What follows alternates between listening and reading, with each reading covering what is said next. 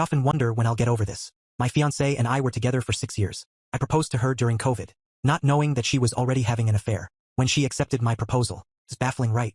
How can someone say yes to a marriage proposal while involved with someone else? Anyway, it's a long tale. I've been writing it out for weeks. It's like therapy for me, not really seeking advice. Just trying to share my story. I'm not the most socially adept guy, especially with the ladies. But when I met my fiancée, let's call her Bess, I fell head over heels in love in an instant. I'd never experienced love before, but I knew she was the one I wanted to spend my life with. As soon as we met, strangely she seemed to feel the same way about me, and we were discussing kids and moving in together. By the end of the week, everything was wonderful until Discovery Day, at least from my perspective, although it clearly wasn't the same for Bess. One day, I caught a glimpse of a suspicious message on her phone, which made me pause. I couldn't sleep that night, and ended up checking her phone while she was asleep.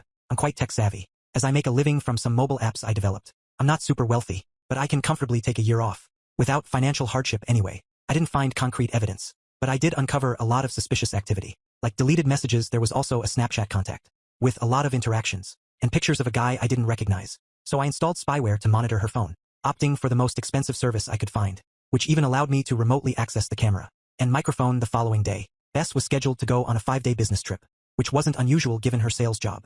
As soon as she left, the messages started pouring in and I was devastated, even vomiting several times. I couldn't believe what I was reading. For a while, I refused to accept the truth and became obsessed, digging into everything I could access. I discovered that their affair had started over 2 months before I proposed. Her affair partner was a colleague, a married man 10 years her senior, with 3 children and a pregnant wife. The ultimate blow was hearing them together, in a hotel room, proclaiming their love for each other, and discussing running away to start a new family. I was completely shattered, and didn't know how to handle it. I couldn't muster the courage to confront her directly. Ultimately, I confided in my childhood best friend. Let's call him Kay. Kay grew up in a Brazilian household, and when he and his mother moved in next door, when I was 12, this was in the UK, we became close friends. Despite not speaking the same language initially, I guess we bonded over shared experiences. Kay and I have been inseparable since. Even though I'm a shy, nerdy type and he's outgoing and fearless, I poured my heart out to Kay, and showed him the messages and emails I had uncovered. He remained silent for a while, then told me he couldn't provide specific advice. This was something I had to deal with in my own way. He shared his own story of being cheated on, and how he exposed his cheating partner to family and friends and then went no contact. I was lost for the next few days. We packed up Bessie's belongings and took them to a storage unit.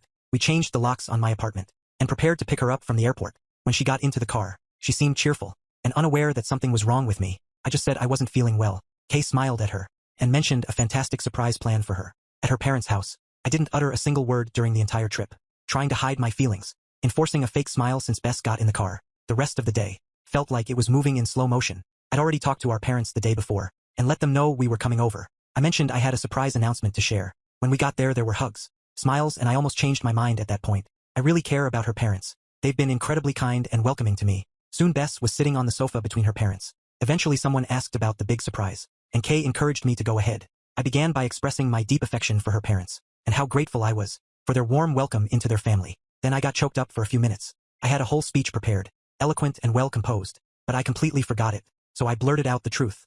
I revealed that Bess had been cheating on me with a co-worker who had kids, and his wife was 7 months pregnant. The engagement was off, the wedding was cancelled, and our relationship was over. I told Bess that her belongings were in a storage container, and I dropped the key on the floor. It was a farewell forever. I left while everyone sat there in stunned silence. I heard Kay tell them that I needed time to heal, and not to contact me unless absolutely necessary. In the car, Kay suggested I post the same message on our Facebook group, where we had been planning the wedding. Everyone, including both our families and friends, posted similar messages before leaving the group. Kay kept telling me he was proud of me, and that one day, I'd look back and be glad I stood up for myself. But at that moment I just felt numb.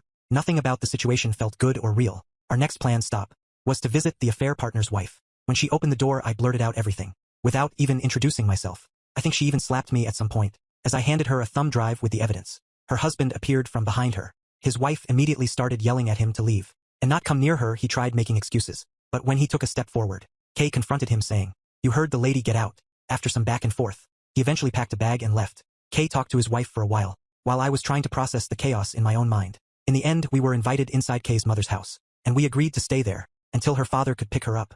The next morning, she was afraid her husband might return, and she didn't want to be alone. I felt like I had become invisible. No one acknowledged me, and I sat there crying silently. I understood her situation was much worse than mine, as I wasn't married and didn't have children. Eventually, they all fell asleep while I continued to cry quietly. I decided I wanted to end it all. I began searching for pills, but I couldn't find any. I was struggling to comprehend the situation. Her father arrived at 5:30 in the morning, and I opened the door for him. He calmly asked me some questions. and checked on my well-being. Before going inside to find his daughter, I just stood there holding the door. Shortly after Kay came out to talk to me, I stared at him for a moment, then passed out. I woke up in the hospital, and it's been 3 months since all this happened. Kay stayed with me during the first few weeks, after I returned home, because he was worried I might attempt bad things again. I haven't spoken to my ex-fiancée since. I changed my phone number, blocked her email address, and restricted access on social media. She's come to my door many times, talking through it for hours. She apologizes and begs for forgiveness. She said she ended the affair, and that the affair partner's wife reported them to HR, which resulted in her losing her job. Hey guys, this marks the end of part 1 of the story. We're about to continue with part 2, but before we do, as usual, I'd like to ask those who haven't subscribed to, please click that subscribe button. Your support means a lot to us, and encourages us to present stories in better ways. Now let's move on to the updates. Update. I eventually decided to talk to her parents, to see if they could help stop her from coming to my door. I don't care about her reasons or what she wants. I've realized that my perception of her, and who she really is, are entirely different. I just want her out of my life so I can move on. Before I was ready to speak to her parents, her dad came to my door. He brought a 6-pack of my favorite beer, and asked if we could talk. I agreed and told him I was on my way out, suggesting we could walk and talk. I didn't want him inside, not only because my apartment was a mess, but also because I didn't want to risk her suddenly showing up. At the door, he opened 2 bottles of beer and we began to chat. Initially, he apologized on behalf of his daughter, and mentioned that both his wife and daughter had pressured him to talk to me. He said his daughter was spoiled and selfish, and he hoped she would finally face the full consequences of her actions, and maybe become a better person in the future. I asked him if everything was okay between us, and he assured me there were no problems. He even jokingly suggested it might be time for me to get a divorce. Apparently, their confrontation didn't go well after he met me, but this time he was determined not to back down. It seemed like a long overdue fight for him. As for Kay, he's been a great support as always. He's been there for me, encouraging and uplifting me. Now that I'm out of it, I realize he was right. One day I'll be proud of what I did. I stood up for myself, something I rarely do, and I feel great about it. I definitely do it again when necessary. My ex showed up at my door again, and this time I actually talked to her. She begged me to let her in so we could talk. I agreed but told her I had some things to do, and suggested we meet at a local park in half an hour. I didn't want her inside my messy place, fearing she might make accusations or something if we met alone. Surprisingly, I wasn't nervous. I actually felt pretty good, so I went to the park and she was there crying. We had some meaningless small talk, and she tried to pry into my conversation. With her father, I told her that was private between us, and none of her business. I was getting bored, so I asked her what she wanted to talk about, and she went on a long rant about how sorry she was, and how much she loved me. I forgave her because I didn't want to carry anger, hatred and hurt anymore, but getting back together is out of the question. People who love each other don't do what she did to me. She cried hysterically, and I watched without feeling much attachment. I called her dad to pick her up, and I told her I hoped she would seek counseling to fix whatever was broken inside her. Then I got an Uber and went to the local animal shelter, where I adopted a kitten. I named the kitten Shiny. Kay joked that he was blinded by my newfound confidence. I named the kitten Shiny as a reminder to always stand up for myself. I'm happy that I took the high road and was honest with her, without yelling or name-calling. I've been playing with my amazing kitten and having a lot of fun. Kay is coming over later to play video games and have some beers. I'm still sad about my ex, and I'll miss the good times we had, but I'm also relieved that this chapter of my life is over. It is what it is. Be warned, this is a straightforward tale of sadness and regret. I'm Bonnie Brown, but I was born Bonnie Betsy Lowry. My parents had high hopes for me. I married Benjamin Brown, but it didn't bring me any grace. As you might expect at 38, I made a mess of my life. Doesn't sound old, right? Well, at the time it felt like it. You know how our society idolizes youth. You work hard, take school seriously, graduate with good grades, find a good job, marry someone great, have a few kids, and just when things are looking up, the world shifts its focus to someone younger. Actually, it wasn't one specific thing. I slowly realized that the young interns at the office were getting all the attention. Men used to flirt with me, and although I didn't let them go too far, it was fun and made me feel attractive. Then one day that attention disappeared. Life became a series of responsibilities. Work demanded more from me, and my kids needed help with their daily tasks. There were chores, bills, and countless other things. Sure, my husband helped a lot, but I still felt like the weight of the world was on my shoulders. In hindsight, I might have been depressed, but I can't say for sure. All I know is that I was drowning in obligations, stuck in an unchanging routine. I must have lost my mind. I'd give anything to have that life back, even just for a day, but I can't because I've lost it all, including my soul. On March 5th, a Wednesday, I was called into the director's office. In 17 days on a Monday, I had to go to New York for a week of training. It was like my company's version of management school, a sign that they saw potential for my promotion. I was on the rise, and I eagerly shared the news with my family. They were supportive, filled with questions and encouragement. I went shopping using Ben's credit card, and bought new clothes for the trip. I wanted to make a lasting impression on the up-and-coming professionals from around the country. I wanted them to remember me well. They certainly remember me now. Sunday arrived and I left for the airport.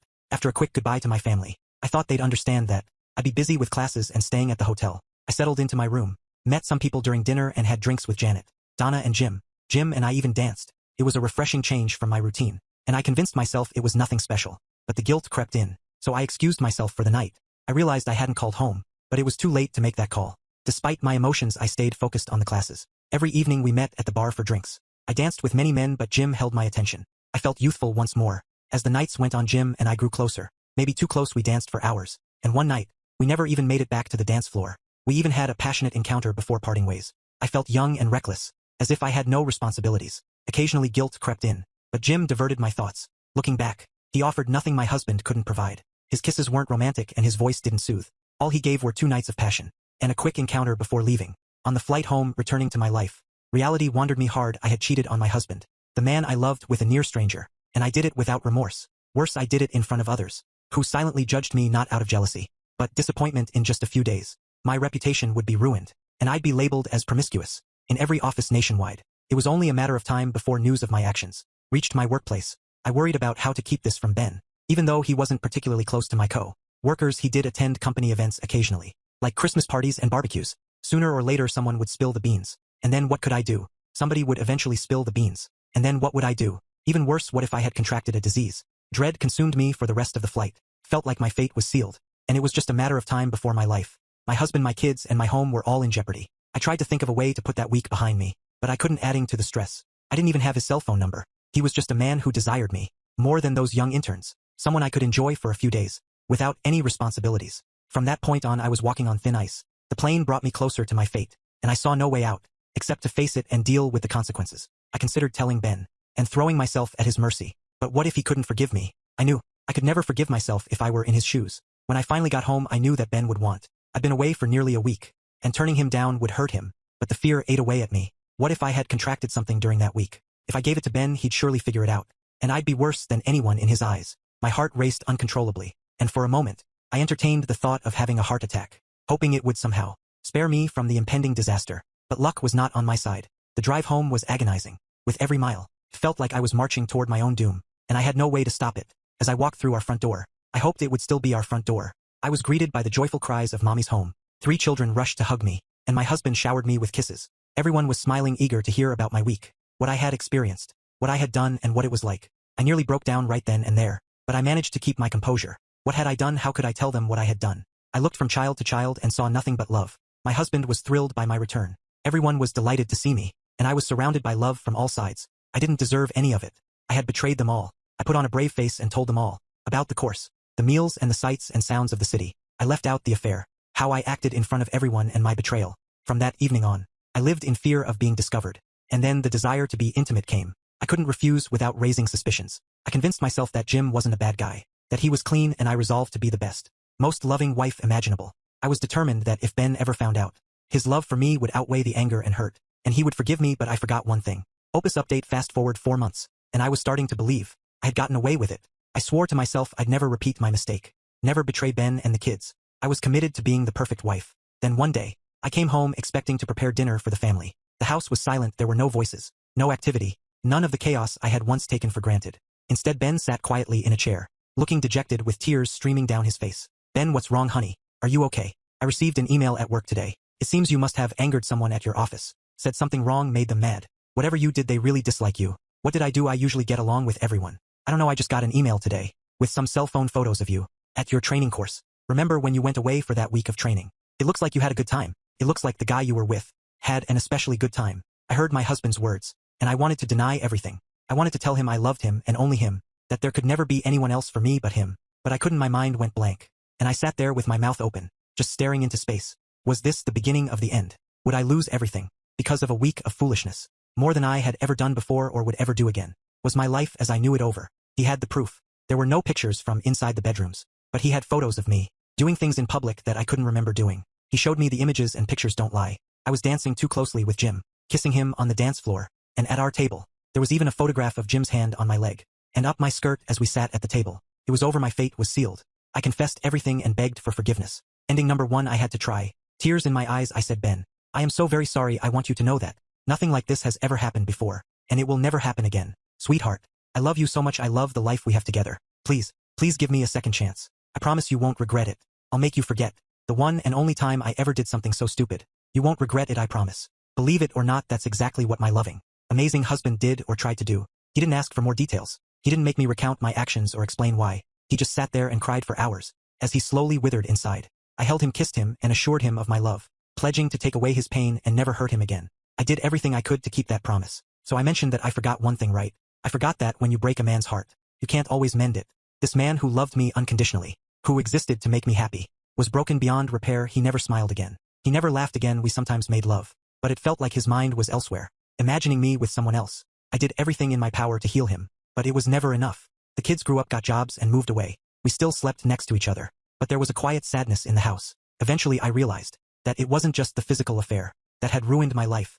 I had shattered my husband's sense of self-worth, his feeling of being loved, and his belief that his life had meaning. I came to a crossroads. I could either leave him, giving him the chance to find another woman who could rebuild the man I had destroyed, or I could stay and try my best to be a loving wife, even if he never saw me the same way again. I knew that leaving would only confirm what my infidelity had told him, that he was worthless as a husband and a man. So I stayed, and I watched this wonderful man slowly crumble, until there was little left of the man I had married. Somehow my kids found out what I had done. Ben never told them he wouldn't do that to them or me. How they found out I don't know, but they did. It created a rift between us that never fully healed. They witnessed their father's slow decline, and they knew it was all my fault. You see, I never went through with the divorce. I had contemplated on that flight home, all those years ago, but I lost my husband and my children, just as surely and completely, as if they had all left me and moved away. Oh, they left me all right, but they never physically went away. Ending number 2. So as I mentioned, I forgot one important thing, didn't I? I failed to realize that when you break a man's heart, you irreversibly change him. The man who once loved me unconditionally, who existed to make me happy,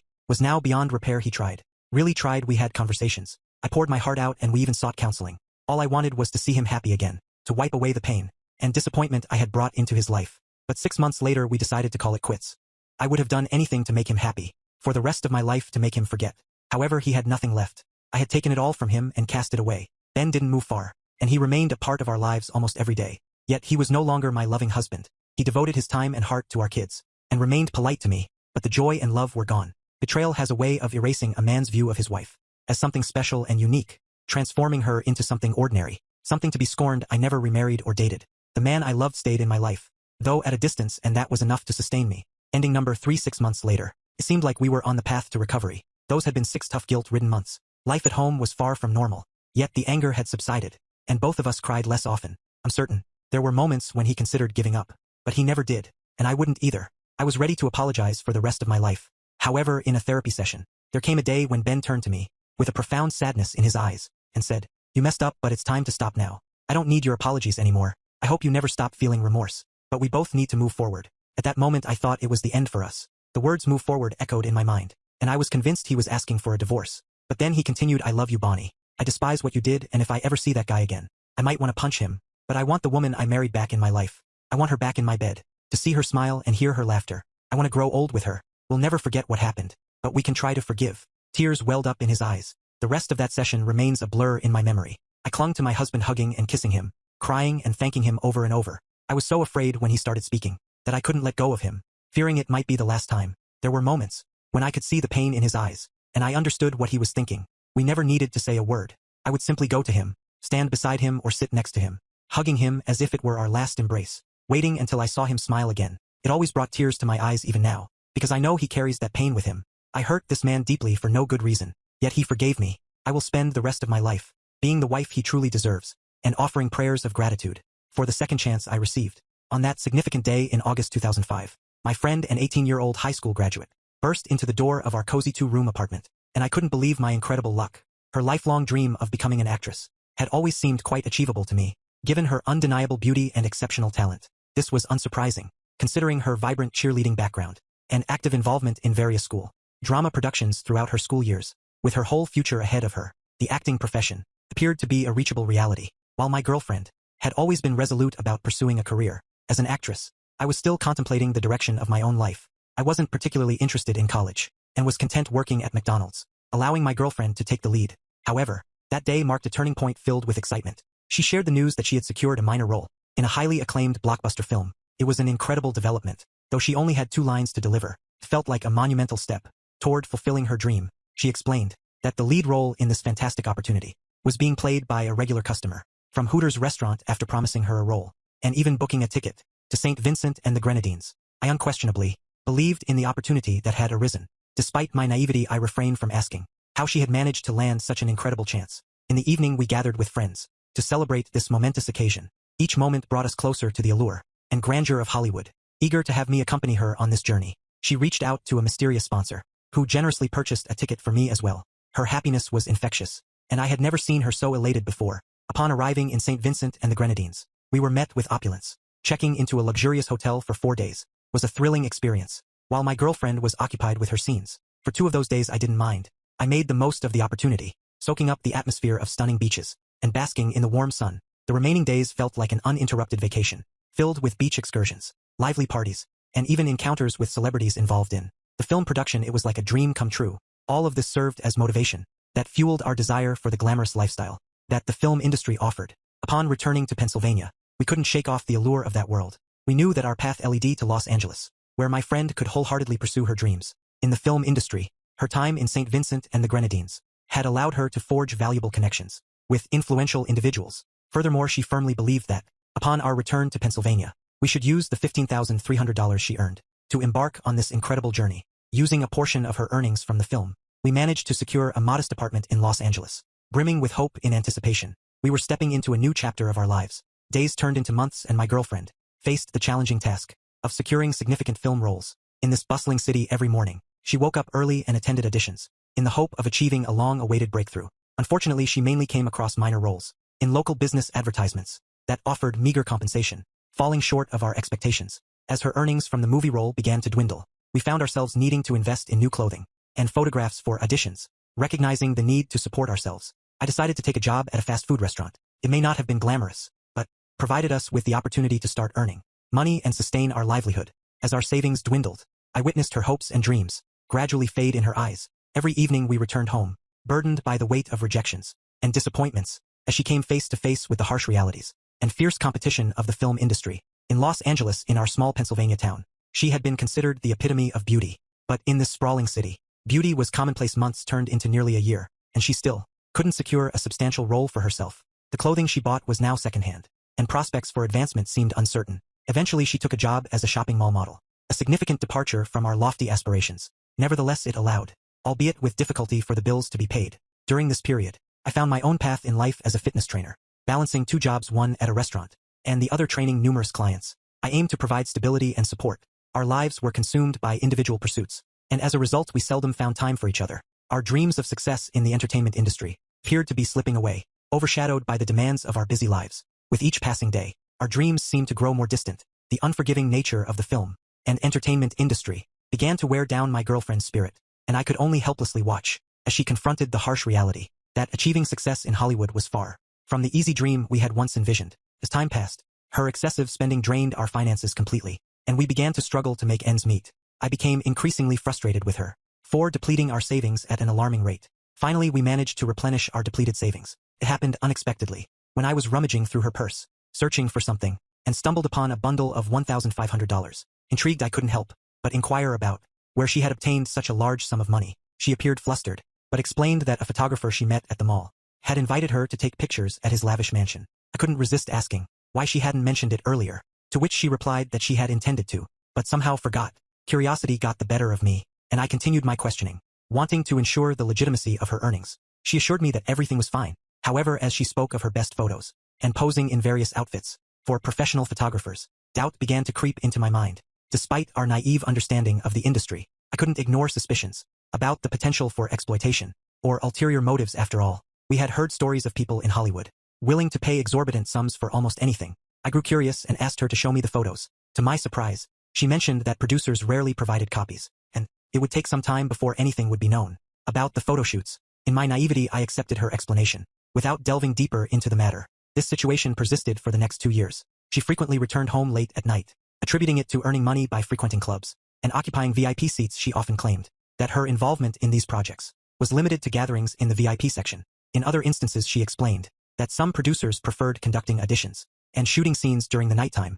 However, as her nocturnal escapades became more frequent, a sense of unease settled within me. Worries about her safety and the company she kept began to overwhelm me. She tried to allay my concerns, arguing that she wasn't the only one engaging in such activities, and that many of her friends were compensated similarly. But suspicions persisted in my mind, causing me to question the reality of her actions. Over time, I began to take notice of the company she was keeping, which primarily consisted of individuals typically associated with the adult film industry. Yet in my naivety I believed they were simply models. She defended herself by explaining that she had no control over her work schedule, as producers dictated her whereabouts and responsibilities. I tried to logically assess the situation, convincing myself that some producers might genuinely prefer nighttime shoots. All of this seemed to align logically with my limited understanding of the industry. One day while taking a smoke break near our apartment, a pivotal moment occurred that shattered my illusions. A man in a large SUV pulled up and dropped her off, right in front of our house. In that moment my views on her nocturnal adventures were called into question, leaving me stunned, shocked by what I witnessed. I couldn't muster the courage to immediately confront her. Instead, I went inside the house and discreetly observed her through the blinds. As she entered, anxiety gripped me at that moment. With a determined decision to uncover the truth about her activities, I secretly planned to follow her the next Friday. When she went out on that Friday, she went on a date with her friends, and I quietly began trailing her. In the end, she ended up at a club with a long line outside.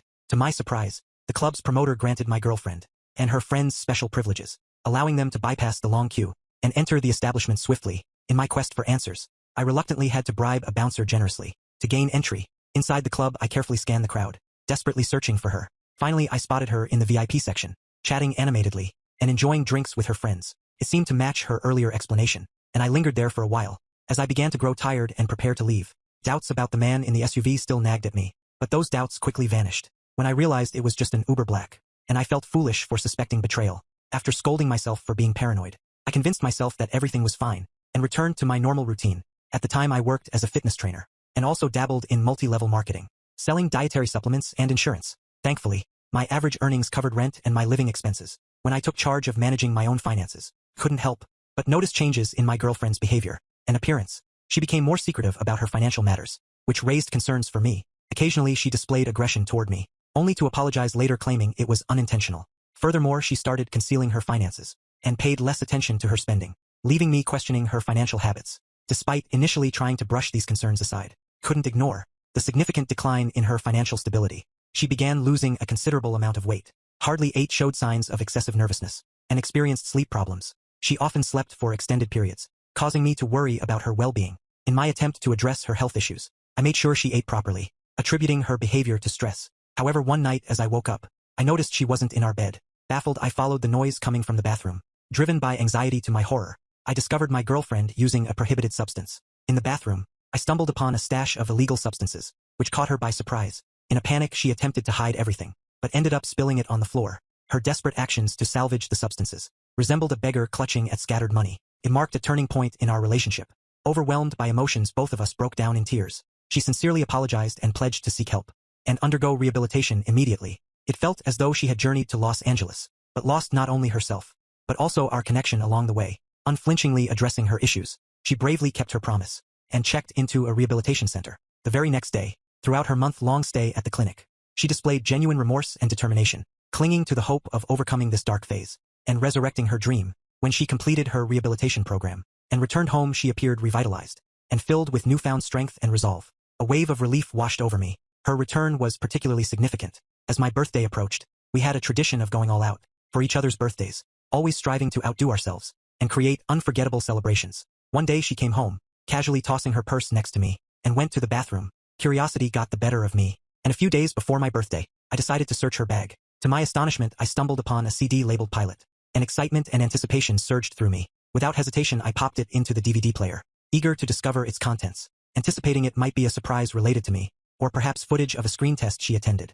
I was utterly shocked and filled with anger as the unexpected truth unfolded on the screen. The video showed my girlfriend engaging in intimate activities with another man. It was an image I could hardly fathom. Overwhelmed by emotions, I stormed into the bathroom where she was showering, venting my anger and demanding an immediate explanation for her involvement in such actions. As she emerged from the shower, I noticed she was trembling, and she offered heartfelt apologies. She admitted that what I witnessed was initially meant as a one-time encounter, but it spiraled out of control. I could scarcely comprehend her words. Confused and in search of clarity, I asked her how long she had been involved in this industry. Reluctantly, she confessed that it had been ongoing for over a year. My confusion deepened when she struggled to provide an exact count of how many times she had participated in such activities. Citing the frequency blurred the boundaries and made it hard to keep track. What struck me even more was that the dates and timestamps on the videos coincided with the period when I believed she was in a rehabilitation center, seeking help, not pursuing adult films for financial gain. Determined to rebuild my life, I cut off all contact with my ex-girlfriend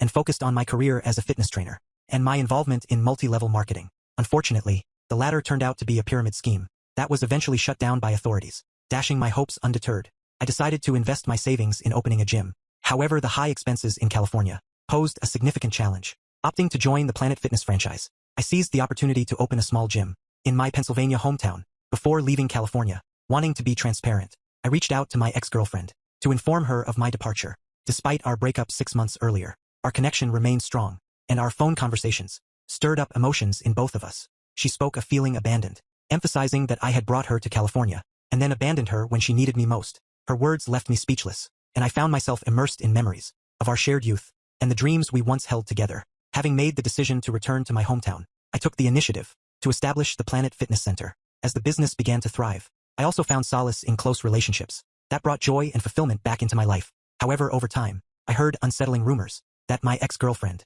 had turned to a life of street-based solicitation to support her illegal substance use. Initially skeptical, I decided to investigate and discover the truth. Firsthand, what I uncovered left me utterly shocked. The person I once knew had become a mere shell, devoid of the vibrant soul I had cherished. About 2 years after the opening of my gym, the situation took an unexpected turn. Everything had been going smoothly for me. The membership at my gym kept growing, and it seemed like life was on a positive trajectory. But then, an unexpected and devastating piece of news reached me. My ex-girlfriend had passed away while with a client, having consumed an excessive amount of a prohibited substance. The moment I received this heart-wrenching information, chills ran down my spine and I rushed home, unable to contain my emotions. I sat on the shower floor, overcome by uncontrollable grief and tears. To this day, I still carry guilt, and never cease to wonder if I could have done something differently. Despite reassurances from my therapist, pain and regret continue to weigh heavily on my heart.